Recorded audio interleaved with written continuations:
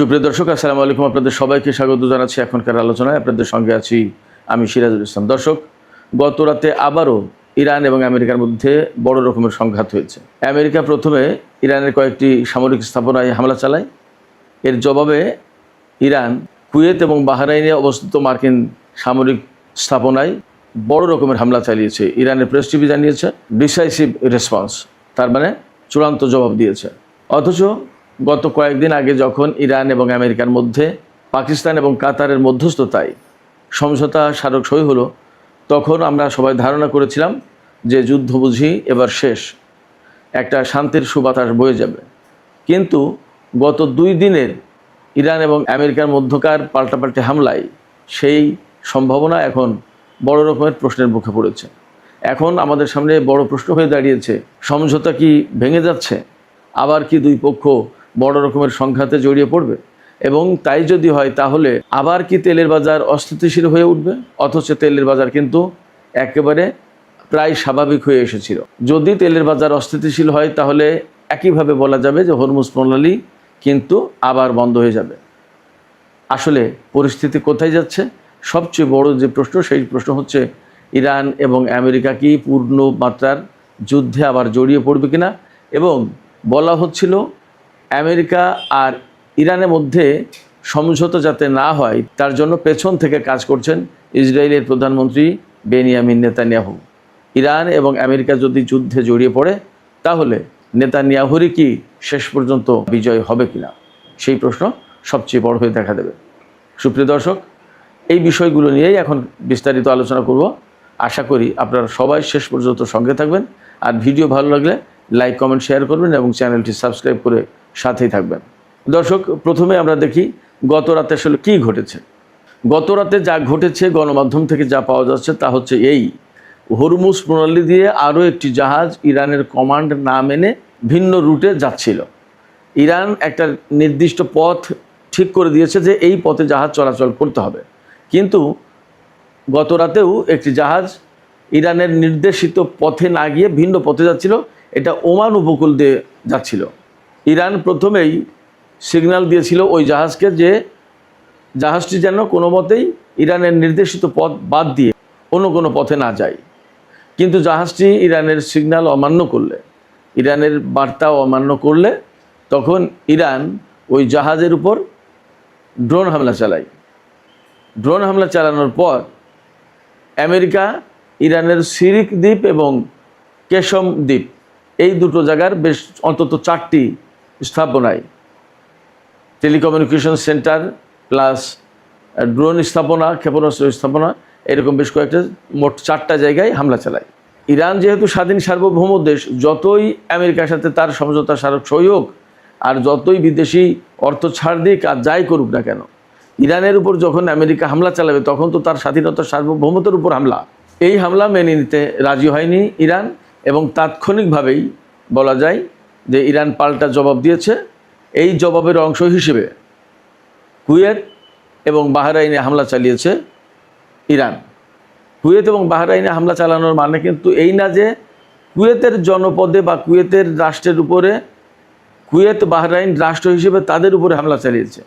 সেই 2 দেশে যে মার্কিন সামরিক ঘাঁটি এবং 5ম নৌবহরের ঘাঁটি আছে, এই সব জায়গায় হামলা চালিয়েছে ইরান।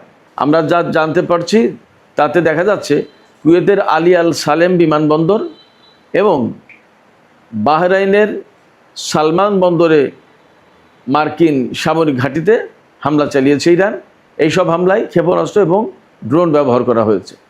ইরানের পক্ষ থেকে বলা হচ্ছে তারা চূড়ান্ত জবাব দিয়েছে। তো মোটামুটি বোঝাই যাচ্ছে যে বড় রকমের হামলা চালিয়েছে। পাশাপাশি ইরানের IRGC একেবারে সরাসরি বলেছে যে গতকাল যে সামান্যতম হামলা চালিয়েছে আমেরিকা, এই সামান্য হামলার জবাবেও ইরান বড় হামলা চালিয়েছে এবং ভবিষ্যতে যদি আর একবার হামলা চালানো হয় এর চেয়ে অনেক বেশি কঠোর জবাব দেবে ইরান। একই সাথে আমরা দেখতে পাচ্ছি ইরানের খাতামুল আম্বিয়া ঘাঁটির যিনি কমান্ডার জেনারেল আবদুল্লাহি, তিনি বলেছেন ইরানের সামরিক বাহিনী সম্পূর্ণভাবে দেশমাতৃকাকে রক্ষার জন্য প্রস্তুত। এর মানে বোঝা যাচ্ছে যে ইরান একেবারে পরিপূর্ণভাবে যুদ্ধের জন্য প্রস্তুত আমেরিকা যাই করুক না কেন তার জন্য জবাব দিতে তারা রেডি রয়েছে এবং আমরা দেখতেও পাচ্ছি। এই জায়গা থেকে প্রশ্ন আসছে, তাহলে কি যুদ্ধবিরতি ভেঙে যাবে? এখানে আমি বলবো যে যুদ্ধবিরতি ভেঙে যাওয়ার সম্ভাবনা তো আছেই, আশঙ্কা বলি আর সম্ভাবনা বলি, যাই বলি আছে। কারণ হচ্ছে এমন দুটি দেশের মধ্যে এই যুদ্ধবিরতি হয়েছে যাদের ভেতরে যুগ যুগ ধরে মারাত্মক রকমের শত্রুতা বিরাজমান ছিল। গত 47 বছর ধরে নিষেধাজ্ঞা চাপিয়ে দিয়ে রেখেছে, ইরানের অর্থনীতি ক্ষতিগ্রস্ত করেছে, ইরানের বহু সেনা কর্মকর্তা, বিজ্ঞানী, এমনকি সর্বোচ্চ নেতা থেকে শুরু করে বহু বড় বড় মন্ত্রী, মিনিস্টার, আরও সেনা কর্মকর্তা, বিজ্ঞানী, সাধারণ জনগণকে হত্যা করেছে কয়েক হাজার। এই সমস্ত প্রেক্ষাপটে ইরান কোনো মতেই আমেরিকার সাথে খুব সহজে যে স্বাভাবিক হবে এটা ভাবার কোনো কারণ নেই। আবার আমেরিকাও ইরানকে খুব বড় শত্রু দেশ হিসেবে গণ্য করে এবং যার কারণে ইরানের উপরে 47 বছর ধরে নিষেধাজ্ঞা তো দিয়েছেই, এমনকি সামরিকভাবে আমেরিকা 2 দফায় ইরানের বিরুদ্ধে জড়িয়ে গেল এবং বড় রকমের যুদ্ধ করলো। তারা একেবারে ইরানের সরকার পরিবর্তন করে দিতে চেয়েছিল। ফলে অনেক কিছুর পরে যখন আমেরিকা এবং ইরানের মধ্যে কিছু বিষয়ে সমঝোতা হয়েছে, তার মানে এই না যে দুই পক্ষ একেবারে শত্রুতা ভুলে গেছে এবং শত্রুতা ভুলে যাওয়া সম্ভব।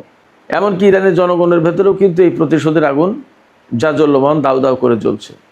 গতকাল ইরানের যে বিশেষজ্ঞ পরিষদ, সেই বিশেষজ্ঞ পরিষদের 88 জন সদস্যের ভেতরে 66 জন সদস্য একটা বিশেষ বিবৃতিতে সই করেছে। সেই বিবৃতিতে বলা হয়েছে যে ইরানের সর্বোচ্চ নেতা সাইয়েদ মুজতবা খামেনি যে রেড লাইন দিয়েছেন, সেই রেড লাইন যাতে ক্রস না করে সরকার, সেই রেড লাইন মেনে আমেরিকার সাথে আলোচনা করতে হবে, কথা বলতে হবে, উঠা বসা করতে হবে, আচরণ করতে হবে। কোনো রকমের আপোষকামী বা দুর্বল মনোভাব দেখানো যাবে না আমেরিকার সাথে। এমনকি ওই বিবৃতিতে, বিশেষজ্ঞ পরিষদের বিবৃতিতে বলা হয়েছে ইরানের সর্বোচ্চ নেতা বা ইরানের জনগণকে যারা হত্যা করেছে তাদের হত্যা করা ফরজ, তাদের বিরুদ্ধে প্রতিশোধ দেওয়া ফরজ। এটা অনেক কড়া বিবৃতি। এটা আমার কথা বলছি না, এটা ইরানের বিশেষজ্ঞ পরিষদের 66 জন সদস্য কোম থেকে এই বিবৃতি প্রকাশ করেছে। তার মানে আমেরিকার সাথে ইরান সরকারকে কোনো মতেই নরম হতে দেবে না ইরানের যে নিয়ন্ত্রক সংস্থা বা পরিষদগুলো আছে তারা। অতএব ইরান এবং আমেরিকার মধ্যে যুদ্ধবিরতি যদি ভেঙে যায় এই রকম হামলা পাল্টা হামলার ঘটনার প্রেক্ষাপটে, তাহলে তাতে অবাক হওয়ার কিছু থাকবে না। যদিও ইরান বলছে যে হরমুজ প্রণালী তাদের নিয়ন্ত্রণ করার কথা, এটা এই সমঝোতার ভেতরেই আছে।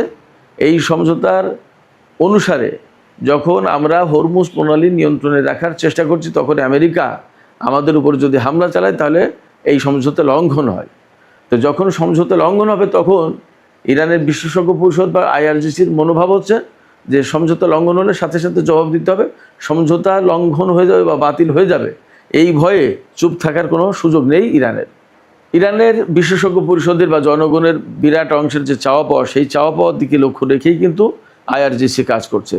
আমরা গত কয়েকদিন ধরে দেখেছি যখনই আমেরিকা ইরানের উপর হামলা চালিয়েছে তখনই কিন্তু ইরান পাল্টা জবাব দিয়েছে, মোটেই দেরি করেনি। সেক্ষেত্রে ইরানের শত্রুরা যখন ইরানের উপর হামলা চালাবে তখন ইরান পাল্টা জবাব দিচ্ছে বা দেবে বা দিয়ে আসছে, এতে কোনো সন্দেহ নেই, এটা অব্যাহত থাকবে। ফলে ইরানের শক্ত অবস্থানেই থাকবে। এর ভেতরে ইরানের পররাষ্ট্রমন্ত্রী সাইয়েদ আব্বাস আরাকচি বাগদাদ সফরে গেছেন ইরাকে। প্রশ্ন হচ্ছে কেন তিনি হঠাৎ করে বাগদাদ সফরে গেলেন? আমরা বিভিন্ন সূত্র থেকে খবর পাচ্ছি গত রাতে বাগদাদে বেশ অস্বাভাবিক কিছু তৎপরতা লক্ষ্য করা গেছে। বিশেষ করে বাগদাদের গ্রিন জোন এলাকায় নিরাপত্তা ব্যবস্থা জোরদার করার জন্য ট্যাঙ্ক এইরকম অনেক কিছু মোতায়েন করা হয়েছিল, সেই রকম খবর এবং ফুটেজও দেখলাম। কিন্তু প্রশ্ন হচ্ছে যে আসলে ট্যাঙ্ক মোতায়েন করে গ্রিন জোনে মার্কিন স্থাপনা, দূতাবাস এইগুলোকে নিরাপত্তা দেওয়া হচ্ছে, এমনও গুঞ্জন ছড়িয়ে পড়েছিল যে ইরাকে সামরিক অভ্যুত্থান হতে পারে। আবার এমন কথা শোনা যাচ্ছে যে ইরানের সাথে আমেরিকার গত 2 দিন বিশেষ করে যে সমস্ত সংঘর্ষ হয়েছে, এতে আশঙ্কা করা হচ্ছে 2 দেশের মধ্যকার সমঝোতা ভেঙে যেতে পারে এবং আবার পূর্ণমাত্রায় যুদ্ধ শুরু হতে পারে। তো যদি যুদ্ধ শুরু হয় তাহলে ইরাকের যে প্রতিরোধ যোদ্ধা যারা আছে তারা কিন্তু মার্কিন ঘাঁটিগুলোকে, বিশেষ করে মার্কিন দূতাবাস বা মার্কিন বিভিন্ন স্থাপনা লক্ষ্য করে হামলা চালাবে, যাতে ইরাকের প্রতিরোধ যোদ্ধারা হামলা চালাতে না পারে সেই জন্য ইরাকের গ্রিন জোন এলাকায় নিরাপত্তা ব্যবস্থা জোরদার করা হয়েছিল এবং সেনাবাহিনীর অস্বাভাবিক তৎপরতা লক্ষ্য করা গেছে।